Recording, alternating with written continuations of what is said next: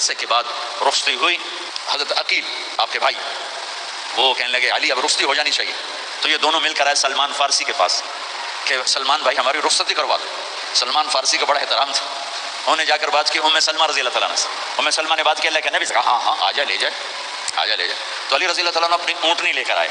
तो हज़रत अली का घर एक कोने पर, तो वहाँ अस्मा बिन्त उमैस और उम्मे ऐमन गई और उसके फर्श को लेवल किया, फर्श में सुर्ख मिट्टी डाल के उसको लेवल किया और दीवारों की पोछा पाछी की और वहाँ खोटियाँ लगाई कपड़े टांगने के लिए।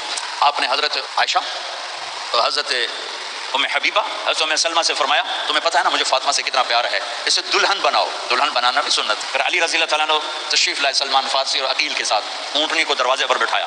तो आपने अली का हाथ पकड़ा, अंदर तशरीफ़ ले गए और फातिमा का हाथ पकड़ के अली के हाथ में दिया और कहा बेटी मुझे अपने ख़ानदान में जो सबसे ज़्यादा महबूब था मैंने तेरा हाथ उसके हाथ में दिया है। फिर कहा अली तुझे नबी की बेटी मुबारक।